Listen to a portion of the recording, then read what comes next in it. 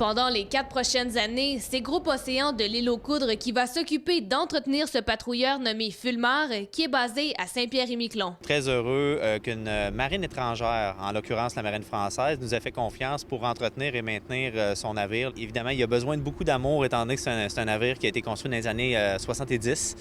Donc, il nécessite un entretien annuel. Quarantaine de mètres, 600 tonnes. Il est venu pour environ 4 jours en cale-sèche d'urgence dû à un problème de propulsion. C'est en fond une prémisse à une deuxième cale-sèche qui, eux, vont venir à l'automne pour une réparation plus complète.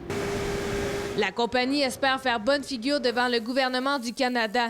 Elle veut lui prouver qu'elle serait capable de renouveler sa flotte de la garde côtière et de la marine royale. Que ce soit des navires de sauvetage, des navires de recherche ou également des navires militaires, on espère que le gouvernement fédéral va pouvoir prendre ce contrat-là comme étant une expérience requise pour construire leurs navires à eux. Sur le chantier présentement, on retrouve le Peter Fraser qui s'est échoué il y a presque un mois à l'île Verte. On a été amené à les assister pour escorter le navire jusqu'ici.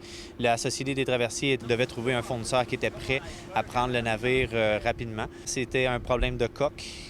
Donc, on l'a réglé. Il va être resté à peu près ici 2 semaines. Il devrait partir cette semaine. Et parmi les autres projets qui sont en cours, il y a aussi la construction de barges comme celle-ci qu'on retrouve derrière moi, qui sert à récupérer l'huile sur l'eau lors d'un déversement. Les 2 barges Cimex, c'est un projet de base.